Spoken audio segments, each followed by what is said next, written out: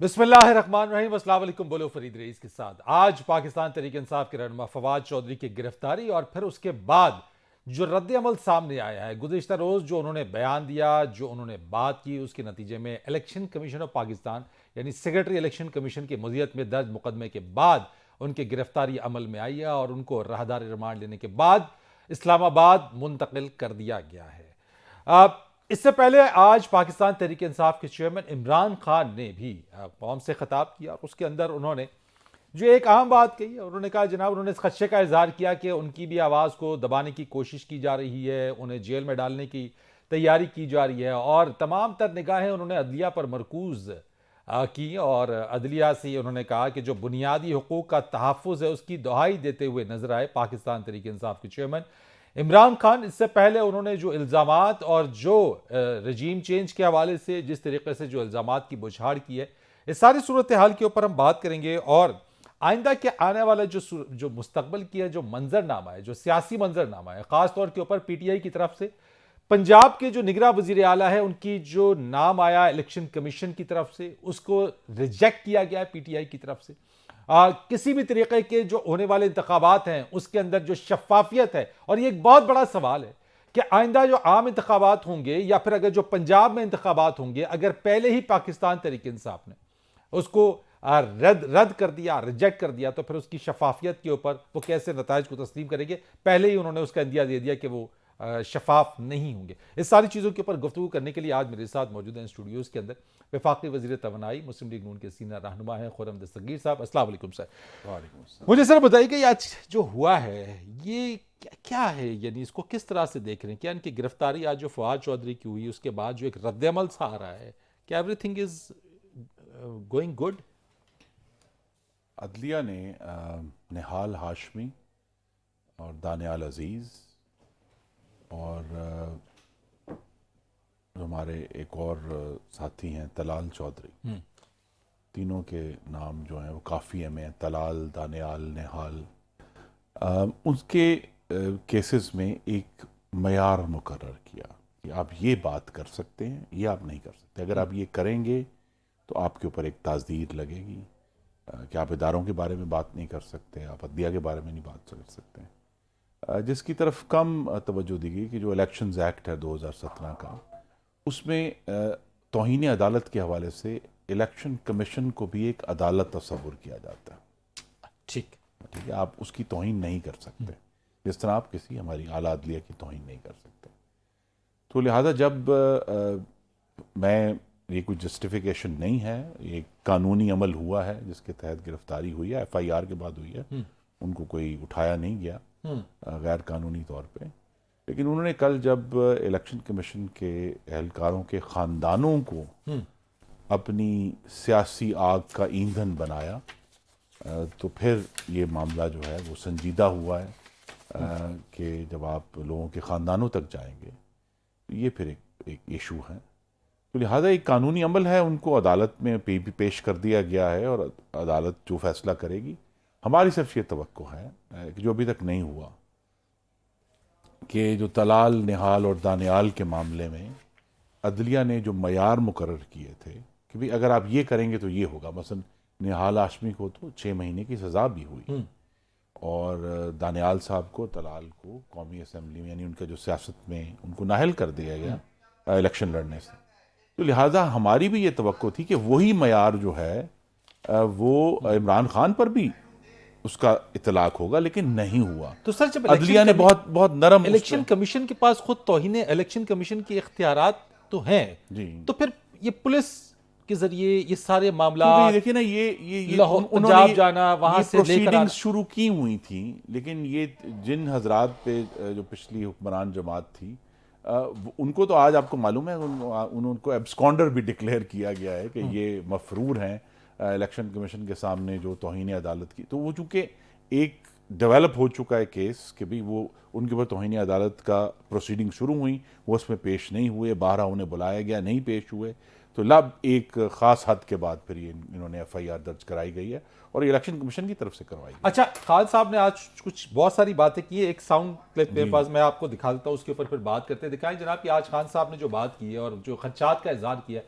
इसके ऊपर एक वीडियो है, वो दिखाते हैं जो आपसे कुछ देर पहले उन्होंने खिताब किया, फिर उस पर बात करेंगे। ये साफ और शफाफ इलेक्शन करवाने के लिए मोहसिन नकवी नहीं आया, ये वो करने आया है जो मैंने पहले भी कहा था, जो आसिफ जरदारी ने इलेक्शन करवाया अभी कराची के अंदर, कि वोट बैंक है नहीं पीपल्स पार्टी का, और पीपल्स पार्टी जीत जाती है कराची से। मैं अभी आपको पेशन गोई करता हूं, क्योंकि इनको सबसे बड़ा जिस आवाज बंद करनी है वो इमरान खान की है, तो पूरा प्लान बना हुआ है इनका। मैं अभी पेशन गोई कर रहा हूं। जी खुर्रम दस्तगीर साहब पेश गोई कर रहे हैं खान साहब पहले से कि उनकी आवाज। मेरी आपसे इस्तदा है फरीद भाई कि आप 17 जुलाई से पहले इमरान खान के एक दो दिन जो पहले उन्होंने क्लिप्स थे वो भी चला दें, यही अल्फाज बोले कि ये हमजा शहबाज की हुकूमत है और ये कभी फ्री एंड फेयर इलेक्शन नहीं कराएंगे, और ये जो है हमें इन पर यकीन नहीं है। और इलेक्शन हुआ, पीटीआई जब उसके अंदर उसमें कामयाबी उनको मिली, तो वो जैसे ही कामयाबी मिली वो इलेक्शन शफाफ हो गया। तो पाकिस्तान में शफाफियत का मेयार ये नहीं हो सकता आपके नाजरीन के जहनों में कि जी जिस इलेक्शन में इमरान खान कामयाब होगा वो शफाफ है, जिसमें वो हार जाएंगे जैसे कराची के बल्दियाती इंतखाबात है तो वो गैर शफाफ है। उन्होंने तो निगरान वजीर आला की तकर्री के ऊपर तो अभी से क्वेश्चन मार्क रेस कर दिए। ये तो ऐसे में कैसे मुमकिन ये हो बात सकेगा? देखिए, ये बार बार इशू उठता है कि इमरान खान साहब अपने इक़्तिदार की हवस में ऐसे इकदाम उठा जाते हैं जिसके फिर आईनी मुज़मरात, कॉन्स्टिट्यूशनल कॉन्सिक्वेंसेस उनसे बर्दाश्त नहीं होते। देखिए, एक मसलन अगर आपके नाज़रीन को याद करा दूं कि आज जिस इलेक्शन कमीशन के ऊपर और चीफ इलेक्शन कमिश्नर के ऊपर ये लान तान करते हैं, उसका नाम इमरान खान ने लिख कर दिया था अपोजिशन को। ये उनकी तरफ से नामजद हुए थे, ये हमारे नॉमिनी नहीं है चीफ इलेक्शन कमिश्नर, ठीक है। अब उन्हें नाम लिखकर तो दे दिया, आज तो नापसंदीदा हो गया वो। हाँ हाँ, तो आज लेकिन अब जिम्मेदारी उठाए ना कि जी ये नाम ऑपोजिशन के सामने इन्होंने रखा था जिसके ऊपर हमने एग्री कर लिया। मैंने तो नहीं इन्हें कहा था कि ये वाला नाम दे दें।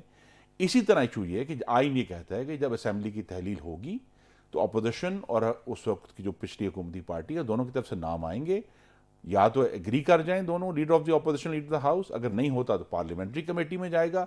अगर पार्लियामेंट्री कमेटी में इत्तेफाक नहीं होता, प्रोसेस तो आई नहीं हुआ ना सारा, तो ठीक है। तो अगर ये एक जो अब निगरान वज़ीर आला, अगर इनके ऊपर इतनी ज्यादा सख्ती से इनके एतराजात थे तो वो हमारे दूसरे नाम पर मान जाते, और ये शख्स जो आज बन गए हैं अब निगरान। तो कह रहे हमने जो दो नाम दिए थे वो बड़े न्यूट्रल अंपायर थे वो। नहीं, देखिए, यही तो मैं कह रहा हूं कि जब आपने आईनी अमल करना है और जो अमल आपके हाथ से निकल गया है, फिर आपको उसके नतीजे को बर्दाश्त करना है। तो लिहाजा एक आईनी अमल हो गया है, ये अब अदालतों में जा रहे हैं, अदालत भी उस मामले में खुद मुख्तार है कि वो क्या जूरिस्प्रूडेंस करते हैं। लेकिन देखिए, इमरान खान के हक में मैं बड़े अदब से अर्ज करूंगा, अदालतों का रिकॉर्ड तो अच्छा नहीं है, क्योंकि जो पिछले मौसम गर्मा में पंजाब की हुकूमत के बारे में सुप्रीम कोर्ट ऑफ पाकिस्तान ने अपनी राय में यू टर्न लेकर आए कि ये इशू था कि जी वोट काउंट होगा नहीं होगा, और फिर चीफ जस्टिस को लिखना पड़ा अपने उस फैसले में, जो दूसरा फैसला था जिसके तहत फिर दोबारा हुकूमत वापस गई। उन्होंने कहा कि देखें, बाज़ों का जजेस को सोचना पड़ता है कि उन्होंने क्या लिखा है और वो दुरुस्त तनाजुर में फैसला कर सकें, तो लिहाजा वो तो फैसला तब्दील भी हो जाता है। तो लिहाजा चाहे वो तौहीन अदालत का मामला है, चाहे वो पंजाब का मामला है, अभी तक तो अदलिया ने बहुत नरमी से इमरान खान को ट्रीट किया है। हमारी तवक्को ये है, जो आइन कहता है, आर्टिकल 25 ये कहता है, दो बातें कहता है, और ये बड़ी दिलचस्प बातें हैं। वो ये कहता है कि हर शख्स को कानून के तहत बराबर के हकूक हासिल है, नंबर 1। पर अगला जुमला भूल जाते हैं खान साहब कि हर शख्स कानून के सामने बराबर का जवाब दे। वो अपने हकूक की तो बहुत बात करेंगे, जी मुझे भी हक होना चाहिए, लेकिन वो बराबर के जवाब दे भी। अदलिया की निगाहें मरकूज है सारी उनकी, बुनियादी जो हकूक है उसका तहफ़्फ़ुज़ के लिए अदलिया आ गया जी। तो फिर सवाल उठेगा ना कि अगर कोई ऐसा फैसला आता है तो फिर तलाल, निहाल, दानियाल तीनों फिर हक बजानिब होंगे कि वो पटिशन करें कि जनाब आपने ये हमारे बारे में मेयार ये है और इनके बारे में मेयार ये है। जब जो है वो मुस्लिम लीग नून के जो कायदीन है उनको पकड़ा जा रहा था तो ये मेयार था, इनको पकड़ा गया तो ये मेयार है। तो ये एक लंबी बहस है। बिल आखिर हमने कयास पाकिस्तान की अदलिया पर ही करना है। वो बड़े हमें मुअज़्ज़ज़ जज साहिबान है।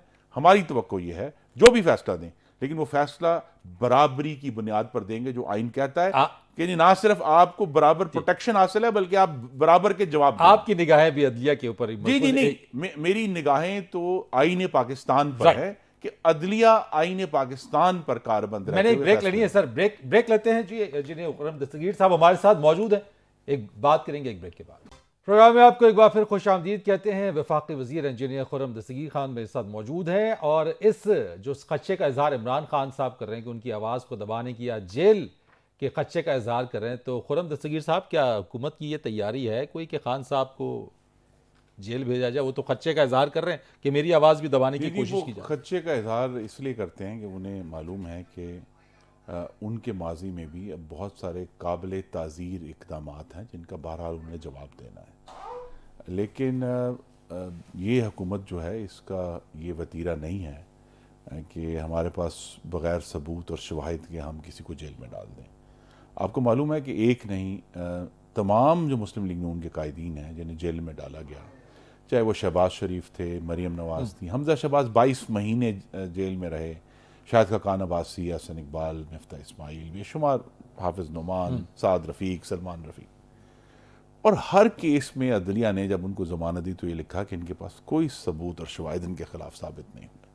तो हमारे साथ तो बहुत बड़ा जुल्म हुआ है, हम ये नहीं करेंगे। मैं आपको वजाहत से कहूँ, अच्छा ये आप कर, हाँ ठीक है, अगर हमारे पास कानून और आइन के तहत सबूत और शवाहिद हैं तो उसका इतलाक इमरान खान साहब पे होगा, क्योंकि उन्हें इस्तिस्ना नहीं है। ठीक, 25 से कहता है ना कि बराबर के जवाब दें, तो वो बराबर के जवाब दे होंगे, लेकिन उनको सिर्फ उनकी आवाज़ बंद करने के लिए जो उन्होंने एक सियासी स्टंट बनाया हुआ है ये नहीं होगा। खुर्रम दस्तगीर साहब, इस वक्त खान साहब भी बाकी पीटीआई के रहनुमा भी बार बार एक और नैरेटिव के ऊपर चल रहे हैं और जो बयानियां बना रहे हैं कि अब भी मुसलसल गो के साबिक आर्मी चीफ ने यह बात कही कि मुदाखलत नहीं होगी और न्यूट्रल हो गया है इदारा, लेकिन मुदाखलत जारी है, हो रही है, पॉलिटिकल इंजीनियरिंग की बात कर रहे हैं। इसको किस तरीके से आप देखते हैं? तो वो तो इस चीज के ऊपर इमरान खान साहब जो कि पहचानते हैं ना पॉलिटिकल इंजीनियरिंग कैसे होती है, तो लिहाजा उन्हें डर लगा रहता है कि जो उनके साथ उनको मदद दी गई थी, चाहे उनके खिलाफ जब आपको मालूम है उन्होंने एतमाद का वोट लेना था, बार बार बजट पास करवाने में, लेजिस्लेशन में एक गैर आइनी मुदाखलत के ज़रिए उनकी पार्लियामान में जो अक्सरियत थी वो बरकरार रखी गई। तो उनको इसका बड़ा तजर्बा है।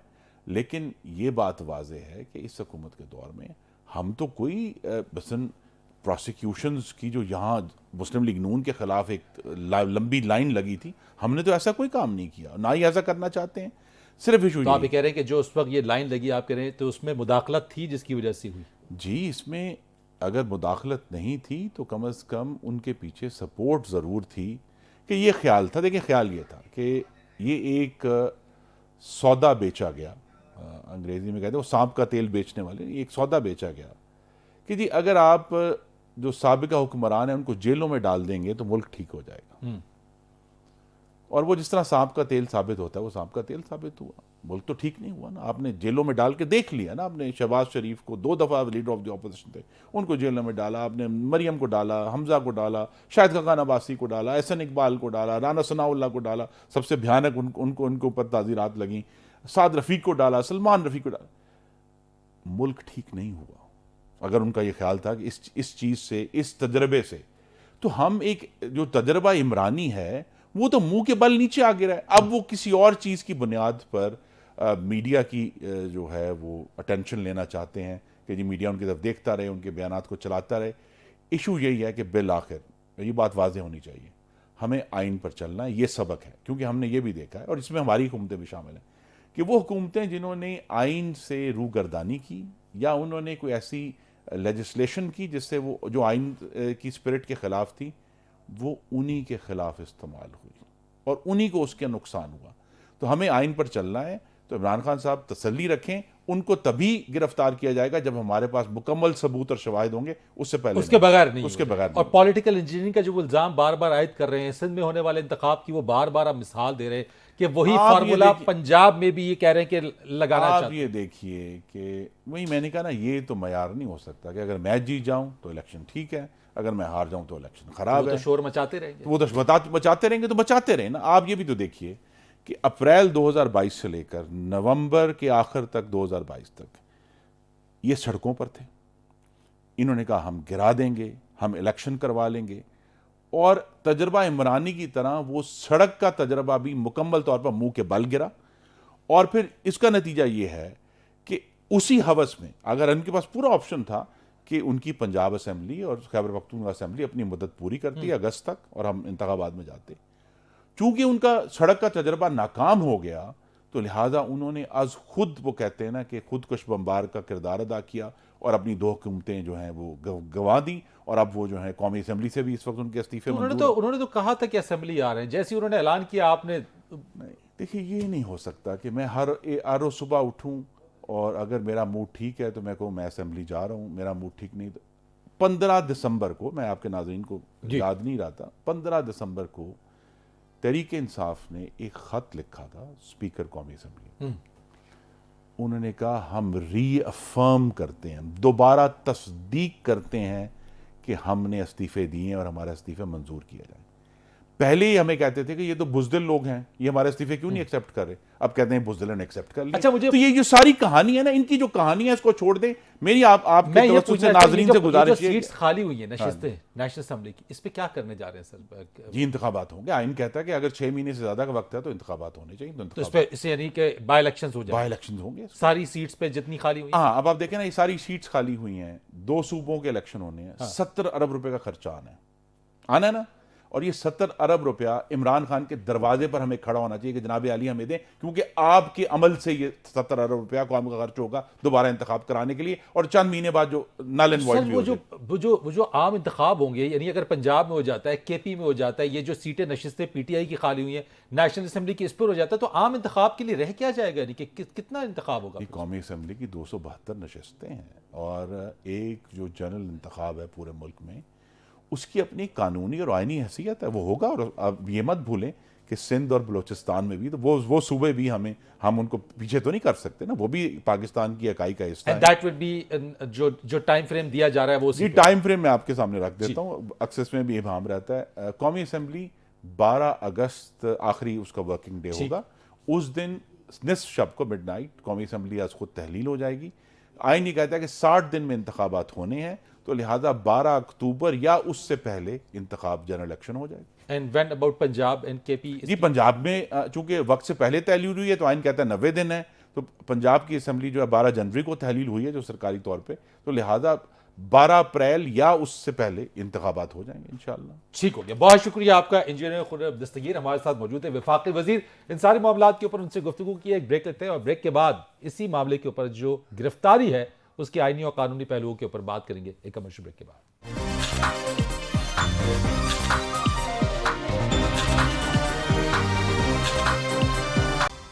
प्रोग्राम में एक बार फिर आपको खुश आमदीद कहते हैं। हमारे साथ बात करने के लिए मौजूद है इस्लामाबाद हाईकोर्ट बार के सदर शुएब शाहीन साहब। बहुत शुक्रिया सर आपका। और मुझे ज्वाइन कर रही है पाकिस्तान तहरीक इंसाफ की सेनेटर डॉक्टर जरका।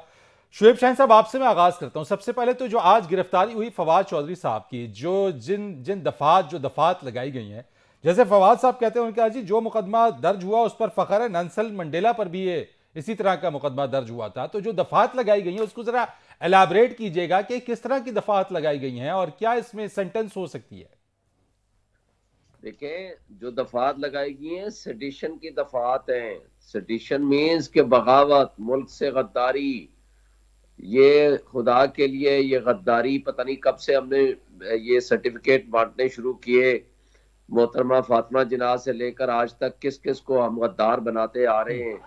ये स्टेट लेवल पे बहुत बड़ी ज्यादती है जिस तरह का ये तासुर और जिस तरह तर्ज अमल को अख्तियार किया जा रहा है हमारे मुख्तदर हल्कों की तरफ से, हमारे उन लोगों की तरफ से जो पॉलिटिकल विक्टिमाइजेशन में स्टेट को भी बीच में ले आते हैं। ये काबिल अफसोस है।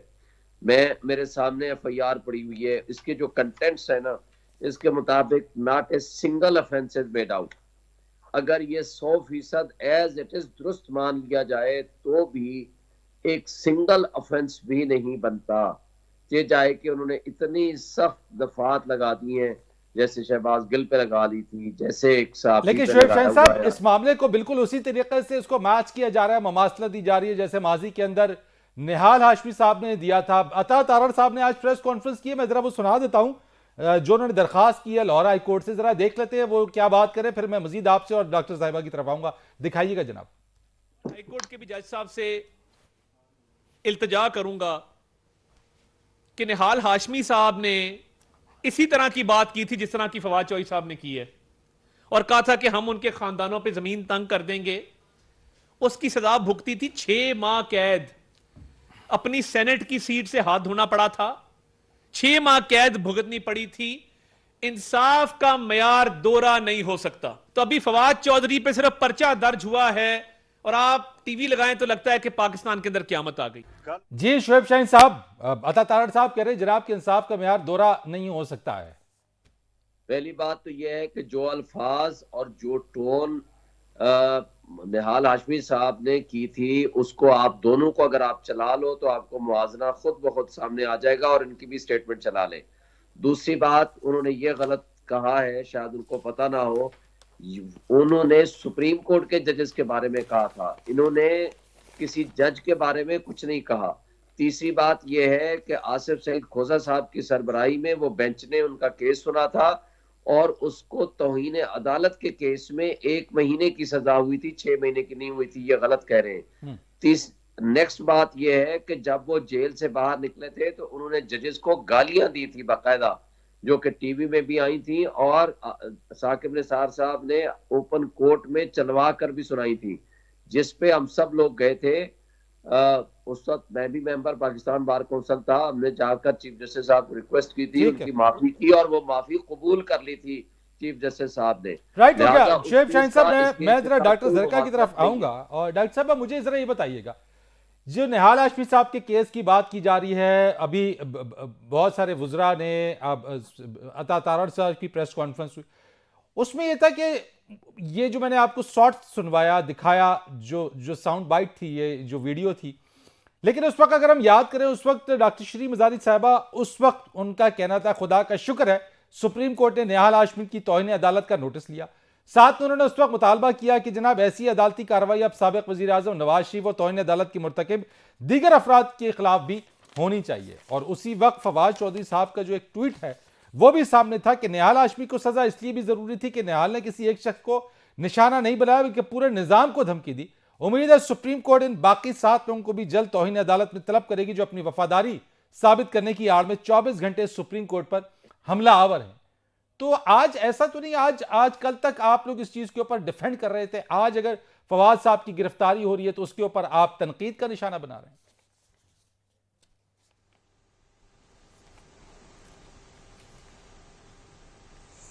जी बहुत शुक्रिया फरीद रईस साहब।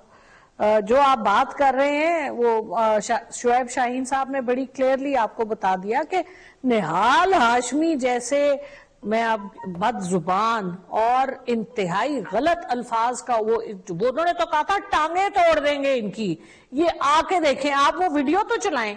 फरीद साहब, अगर आप लोग अपने नियो के उस हॉल में से बाहर निकले, आप वीडियो चलाएं तो सामने जाहिर है कि निहाल हाशमी ने तो थ्रेट किया था सुप्रीम कोर्ट के जजेस को, और फवाद चौधरी साहब इलेक्शन कमीशन को फवाद साहब ने थ्रेट नहीं किया रख के, और ये जो चीफ इलेक्शन कमिश्नर साहब है जिन्होंने ऐसा चीफ मिनिस्टर लगाया जो कि 2016 की सुप्रीम कोर्ट की जजमेंट के मुताबिक नैब ज़दा है, जिसने नैब से प्ली बार्गेन किया हुआ है। केयर टेकर तो आप ऐसे आदमी को लगा ही नहीं सकते।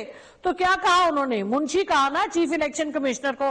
अरे भाई पूरा पाकिस्तान, मेरा सवाल ये कि फवाद साहब ने गुज़िश्ता रोज जो जमान पार्क के बाद मीडिया से बात की, उसके अंदर क्या उन्होंने इलेक्शन कमिश्नर को थ्रेट नहीं किया? उन्होंने तमाम लोगों को थ्रेट नहीं किया? उसको तो फिर जाहिर है आप ये चाहते हैं कि सब लोग मुंह बंद कर लें और हम सच को सच ना कहें। सिर्फ वो जो आपके 84 लोग आपकी कैबिनेट के मेंबर हैं और जो आपका ताकतवर हल्का है जो सऊदी अरेबिया जाके खाना काबा के अंदर घुसता है, उसमें मोहसिन नकवी साहब भी घुसते हैं, तो इन लोगों को हम ये काला सफेद जो कहें वो ऐसे नहीं हो सकता। ये नहीं, तो इसका मतलब ये हुआ कि आप तमाम लोगों को धमकी देना शुरू कर देंगे डॉक्टर साहब? हम कोई महकूम नहीं है और हम सच बात बोलेंगे। इनमें ये डरपोक है, ये बुज़दिल है, इनसे अपने आप को शीशे में देख के इनके रोंगटे खड़े होते हैं। इलेक्शन में ये जा नहीं सकते। अवाम को ये जिस मुसीबत की घाट पे ले गए हैं, इनके पास जवाब कोई नहीं है। इस वक्त इनकी हुकूमत तो है ही नहीं, पार्लियामेंट्री डेमोक्रेसी तो खत्म हो गई। आपकी 342 40 के ऐवान में से 86 मेंबर्स को आपने गवर्नमेंट में बिठाया हुआ है। आपके 150-200 लोग तो इस्तीफा दे गए। डॉक्टर साहब, आपको किसने मना किया था कि असेंबलियों से आप बाहर निकले? डेमोक्रेसी है, आप असेंबलियों को छोड़ के गए, आपने दरवाजा, आपने रास्ता खुला छोड़ दिया, आपने मैदान खुला छोड़ दिया, आप असेंबलियों से बाहर रहे और उसके बाद अचानक आपको याद आया कि आपने असेंबलियों में वापस जाना है, यानी इस्तीफे तो आपने खुद लिख के दिए। डालो सबको जेल में, हमें भी डालो, जितने और लोग तुम्हें आवाज दे रहे डालो।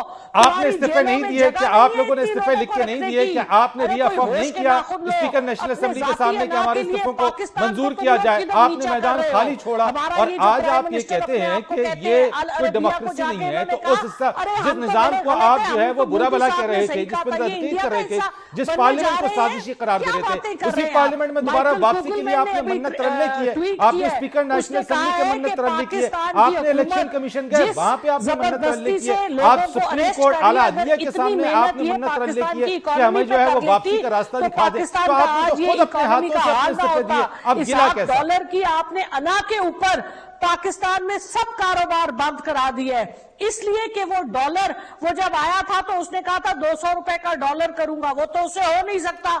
और डॉलर को नीचे रखने के लिए पाकिस्तान की सब कारोबार बंद है, लोगों के कारोबार बंद हो गए, लोगों के पास रोटी नहीं है खाने को, आटा। डॉक्टर साहब, आप कह रही है लोगों के पास खाने को रोटी नहीं है। फवाद चौधरी गिरफ्तार हुए, उन्होंने लोगों को कहा बाहर निकले। खान साहब कह रहे हैं वो लोगों को बाहर निकालें, लोगों के पास खाने को रोटी नहीं है और आपने सड़कों पर आने का कह रहे हैं, वो रोटी कमाएंगे या सड़कों पर आपके लिए एहतजाज करेंगे? हमारी पार्लियामान भी बंद है, जरा बताएं कहां से थ्रेट्स मिल रही हैं इनके ऊपर? तो मोदी, अभी इस वक्त जो खबर मीडिया पे चल रही है, फॉल्स फ्लैग ऑपरेशन होने लगा है मोदी साहब की तरफ से।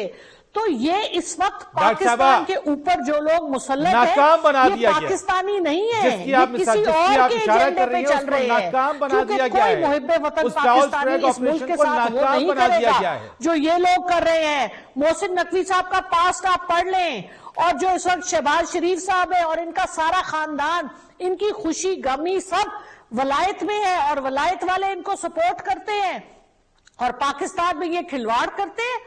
शुएब शाहीन साहब मुझे बता दीजिएगा कि लाहौर हाई कोर्ट के अंदर भी जिसमें कहा गया है कि शाम 6 बजे तक कहा गया था कि उसमें फवाद चौधरी साहब को पेश करने के हवाले से, उनकी बरियत के हवाले से, आईन और कानून के हवाले से इस वक्त क्या हो सकती है, लीगल प्रोसीडिंग्स क्या चल सकती है इसके अंदर, क्योंकि उनको इस्लामाबाद पेश कर दिया गया है, यहाँ पे वो आ गए इस्लामाबाद। जवाब ये दें, ये इन झूठी चीजों के पीछे डरने की जरूरत नहीं है। ये लोग, इनको हिसाब देना पड़ेगा और अवाम और हम इनका हिसाब लेंगे। हम पाकिस्तानी हैं, हम टैक्स देते हैं, हम मेहनत मजदूरी करते हैं इस मुल्क के लिए, हम इस मुल्क में हमारा जीना मरना यहाँ पे है, हम बाहर से सब कुछ छोड़ के वापस इस मुल्क में आए हैं, ये तो मुल्क को बेच के बाहर जा रहे हैं। एक और मेरा आपसे सवाल है, कतर में अभी फीफा वर्ल्ड कप हुआ, जी शुएब शाहीन साहब बताइए प्रोसीडिंग्स क्या होनी है आगे चल के, इसकी आईन और कानून इस पे मजीद क्या कहता है?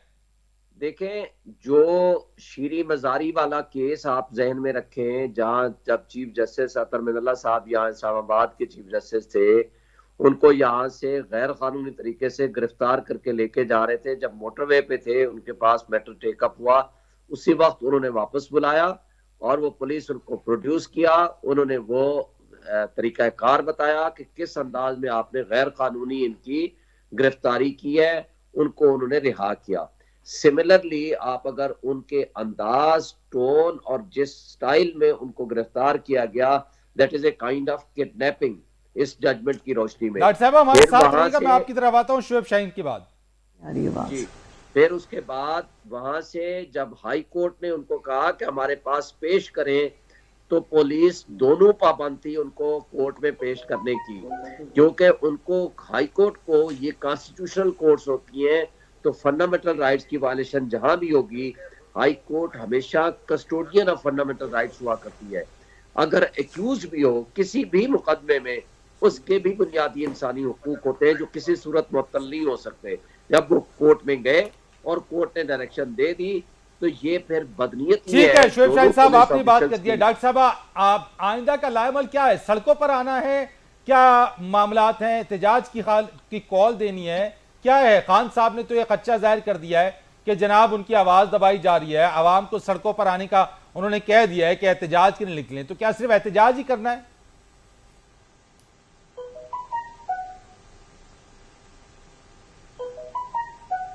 देखिए जी, हम लोग अमन पसंद लोग हैं, हमें ये इनकी डंडे सोटे की सरकार हमारी समझ से बाहर है। ना हमारे पास सोटी है, ना हमारे पास बूट है, ना हमारे पास गोलियां हैं, हमारे पास सिर्फ आवाज है। चले हक आपने सच मान की लिया कि अब आवाज। आपके पास ना और सोटी है ना आपके पास पाकिस्तानी बूट है, अवाम यानी निकलेगी पहले था बाहर, आपके पास। और पाकिस्तानी अवाम हक सच के लिए बाहर निकलेगी। हमारे पास तो नहीं था, जिनके पास था उनके पास आज भी है। वो हर एक को कठपुतली बना के अपने फायदे निकालते हैं। आप मुझे बताएं, आप आज भी हिसाब ले सकते हैं? आप हिसाब ले सकते हैं पाकिस्तान के जर्नैलों का? आप पूछ सकते हैं बाजवा साहब की बेगम साहिबा के ऊपर जो 12 अरब रुपए का एफबीआर के उनके एसेट्स निकले, आप पूछ सकते हैं कि डॉक्टर वो साहबा कहां से उसको आए? छोड़े, आप पूछ बगावत सकते पर हैं आज भी आसिम आप बाजवा उकसा साहब रहे जो हैं। जनरल फवाद साहब चौधरी थे, साहब का सुनाए उनके जी, assets फवाद चौधरी पापा साहब ने जॉन्स क्या कहां कहा से है, आया? जरा नहीं सुनाए कि पूछ वो सकते। क्या कह रहे हैं। अभी भी वो आप बगावत लरसते क्या हैं, आवाम को, नहीं लोगों को पूछ सकते। बगावत पर उकसाना उनके लिए क्या सब कुछ ठीक जायज है? है। मुझे ये बता दीजिएगा हम डॉक्टर साहब। हम पूछेंगे और हम जवाब लेंगे, और इसका जवाब नहीं देंगे तो मुंह छुपाते, जैसे बाजवा साहब मुल्क छोड़ के चले गए हैं, बाकी भी मुल्क छोड़ के जाएंगे, क्योंकि ये पैसे तो अपने पैसे ही बाहर ले गए हैं। पाकिस्तान के अंदर ये सिर्फ लोगों का खून चूसते हैं, लोगों को जलील करते हैं और अपने आप को प्रोटेक्ट करते हैं। हम सवाल पूछेंगे और हम जवाब लेंगे। चलो, हम बहुत हिसाब शुक्रिया भी आपका डॉक्टर लेंगे। जैकस। कर लें जो करना आपने है। बात कही, लेकिन जो सवालात है उनके जवाब उस तरीके से आपने दिए नहीं। अगर अब भी आपकी जमात बगावत पर उकसाएगी आवाम को, यह बात बिल्कुल दुरुस्त नहीं है। आइन और कानून के मावरा जाएंगे तो कानून सबके लिए बराबर है, आइन सबके लिए बराबर है, उससे मावरा, उससे अबव कोई भी नहीं है। आज अगर आप इस तरह की आपकी जमात की तरफ से ऐसी बातें होंगी, अगर आइन के इदारों को तनकीद का या उनको धमकी आमेज बातें दी जाएंगी, तो यकीनन ये बात दुरुस्त नहीं होगी। लेकिन सियासी इंतकाम या सियासी गिरफ्तारियां, चाहे वो किसी जमात की भी हों, जमहूरियत के इस्तेहकाम के लिए ये कोई ठीक चीजें नहीं है। फरीद रईस को इजाजत दीजिएगा। अल्लाह हाफिज।